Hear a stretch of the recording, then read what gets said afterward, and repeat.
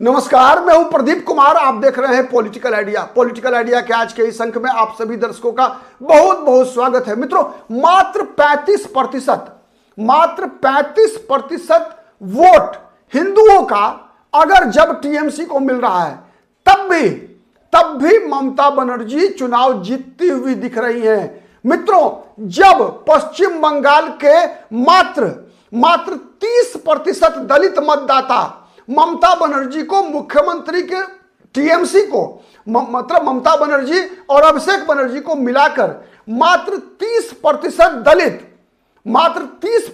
दलित मतदाता ममता बनर्जी को और अभिषेक बनर्जी को मिलाकर 27% ममता बनर्जी और 3% अभिषेक बनर्जी को वोट देना चाहते हैं पश्चिम बंगाल के दलित। फिर भी ममता बनर्जी को बढ़त मिलता हुआ दिख रहा है। क्या लगता है आपको मित्रों कि कोई भी किसी भी राज्य में, पश्चिम बंगाल जैसे राज्य में मात्र 35% मतलब ये बुआ और भतीजा को जब हिंदुओं का मात्र 35% वोट मिल रहा है तब भी ममता बनर्जी मुख्यमंत्री बनती हुई दिख रही हैं। क्या ये जो वर्तमान में ट्रेंड है, क्या ये चुनाव के दिन तक बरकरार रहेगा? इसलिए मैं पूछ रहा हूं, क्योंकि अभी भी पश्चिम बंगाल के जो आंकड़े निकल कर आए हैं, जो लेटेस्ट सर्वे है वोट वाइब का, उसके अनुसार आज भी पश्चिम बंगाल में 20% वोटर ऐसे हैं मित्रों जो अनिर्णय के शिकार हैं, जिन्होंने अब तक फैसला नहीं किया है कि वो किसके पक्ष में वोट डालेंगे। तो क्या ये 20% वोट जो हैं वो किसके वोट हैं? वो हिंदुओं के वोट हैं, दलितों के वोट हैं, आदिवासियों के वोट हैं, ओबीसी के वोट हैं, पिछड़े वर्ग के वोट हैं, या फिर ये वोट जो अनिर्णय वाले वोटर हैं वो क्या है, अल्पसंख्यक वोटर हैं? ये बड़ा सवाल है। सवाल मित्रों इसलिए मैंने पूछा कि ममता, चूंकि अभी जो वोट वाइब का सर्वे हुआ है उसमें पश्चिम बंगाल की जनता के सामने जिन उम्मीदवारों को रखा गया उसमें ममता बनर्जी, समीक भट्टाचार्य बीजेपी की तरफ से 3 उम्मीदवार विकल्प के रूप में दिए गए। 3 उम्मीदवार, समीक भट्टाचार्य, शुभेंदु अधिकारी और दिलीप घोष। आप भी जवाब दीजिएगा और बताइएगा कि बीजेपी के उम्मीदवार के रूप में आप क्या चाहते हैं, किसे बीजेपी उम्मीदवार बनाना चाहिए, समीक भट्टाचार्य को, शुभेंदु अधिकारी को या दिलीप घोष को? आप भी बताइएगा मित्रों कमेंट करके। लेकिन बीजेपी की तरफ से वोट वाइब ने 3 उम्मीदवारों का चॉइस दिया सर्वे में मतदाताओं के सामने, शुभेंदु अधिकारी, समीक भट्टाचार्य और दिलीप घोष। टीएमसी की तरफ से 2 उम्मीदवार थे, ममता बनर्जी बुआ और भतीजा अभिषेक बनर्जी। ठीक है, उसके अलावा कांग्रेस पार्टी की तरफ से अधीर रंजन चौधरी और सीपीएम की तरफ से मोहम्मद सलीम। ठीक है, तो 3, 2, 5 और ये 2, 7 उम्मीदवार मतदाताओं के सामने विकल्प के रूप में थे। तो जब मैं टीएमसी की ममता बनर्जी की बात कर रहा हूं मित्रों, तो ममता प्लस अभिषेक की बात कर रहा हूं। इसीलिए मैंने कहा कि जो 35% मात्र हिंदुओं का वोट मिल रहा है ममता बनर्जी को, जिसके आधार पर वर्तमान में ममता बनर्जी को कुल 46% वोट मिलता हुआ दिख रहा है पश्चिम बंगाल में। मतलब हिंदू का मात्र 35% वोट, फिर भी 46% कुल वोट लाकर ममता बनर्जी की सरकार बनती हुई दिख रही है। बीजेपी 3% लगभग पीछे चल रही है ममता बनर्जी से। तो क्या वो जो 20% वोटर अनिर्णय के शिकार हैं, जिन्होंने अब तक फैसला नहीं किया है, वो किसको वोट देंगे? कमेंट करके बताइएगा मित्रों। लेकिन सबसे पहले समझिए कि हिंदुओं में भी किस जाति के लोग ममता बनर्जी को कितना वोट देना चाहते हैं, बीजेपी के उम्मीदवार को कितना वोट मिलता हुआ दिख रहा है। मित्रों, वोट वाइब का जो सर्वे है उसके आधार पर पश्चिम बंगाल में सबसे कम हिंदुओं में सबसे कम दलितों का वोट मिल रहा है ममता बनर्जी को। मतलब दलित सबसे ज्यादा बीजेपी के पक्ष में है। दलितों का मात्र 27% ममता बनर्जी को और 3% अभिषेक बनर्जी को। मात्र 30% दलित का वोट ममता बनर्जी को मिलता हुआ दिख रहा है। वहीं भारतीय जनता पार्टी को 23% समीक भट्टाचार्य और 29% शुभेंदु अधिकारी, मतलब 52% और 6% दिलीप घोष। मतलब 58% दलितों का वोट बीजेपी को मिलता हुआ दिख रहा है। 58 मतलब दलित 58% बीजेपी को वोट देने जा रहे हैं पश्चिम बंगाल में, और ममता बनर्जी को 27, अभिषेक बनर्जी को 3 मतलब बीजेपी की तुलना में आधे दलित हैं जो ममता बनर्जी के पक्ष में है। इसका मतलब दलित वोटर्स एक तरफा बीजेपी के पक्ष में जाते हुए दिख रहे हैं। फिर भी ममता बनर्जी सरकार बनाती हुई दिख रही है।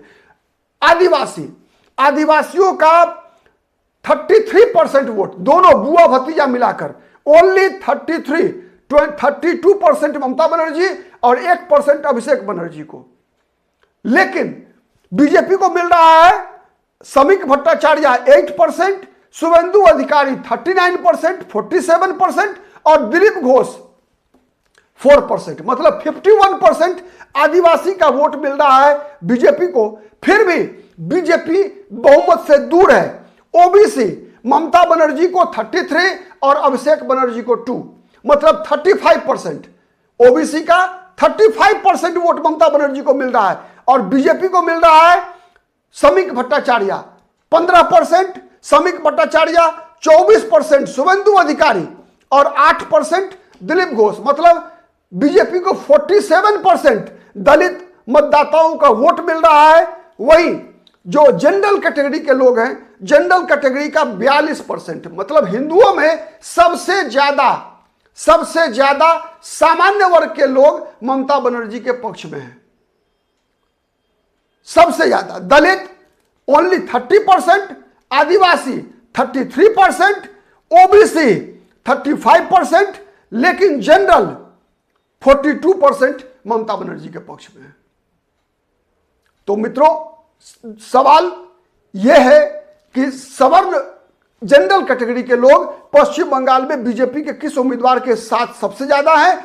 तो समीक भट्टाचार्य जो बीजेपी के प्रदेश अध्यक्ष हैं उनको 19%, शुभेंदु अधिकारी को 22% और दिलीप घोष को 4%, मतलब 22, 19, 41 और 4 45%। ओनली 45% वोट सामान्य जाति, मतलब 50% से नीचे केवल जनरल कास्ट के लोग बीजेपी को वोट दे रहे हैं। Otherwise OBC, tribes, schedule tribe और शेड्यूल कास्ट, ये तीनों वर्ग बीजेपी को 50% से ऊपर वोट दे रहे हैं, लेकिन जनरल कैटेगरी के लोग। और यही कारण है कि बीजेपी लगातार भद्र लोग को साधने का प्रयास कर रही है। पश्चिम बंगाल में चूंकि ममता बनर्जी स्वयं ब्राह्मण जाति से आती है, इसीलिए बीजेपी ब्राह्मण कास्ट वोटरों पर सबसे ज्यादा बीजेपी की नजर है। बीजेपी की नजर ब्राह्मणों से भी ज्यादा पश्चिम बंगाल में कास्ट मतदाताओं पर है। इसीलिए बीजेपी ने राहुल सिन्हा को राज्यसभा में भेजा है पश्चिम बंगाल से। नितिन नवीन के बारे में भी कहा जाता है कि बीजेपी ने जो राष्ट्रीय अध्यक्ष नितिन नवीन को बनाया, उसके पीछे यह भी एक कारण है। साथ ही एक बड़ा सवाल मित्रों आपसे है सीधा कि जब ये आंकड़े निकल कर आए हैं कि बीजेपी के पास हिंदुओं का 58% वोट है, फिर भी बीजेपी चुनाव नहीं जीत पा रही है।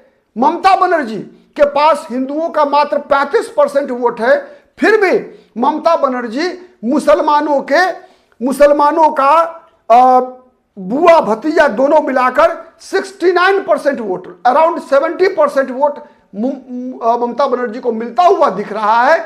तो क्या हिंदू मतदाता भी जब ये आंकड़े उनके सामने आते हैं, तो क्या हिंदुओं का वोट भी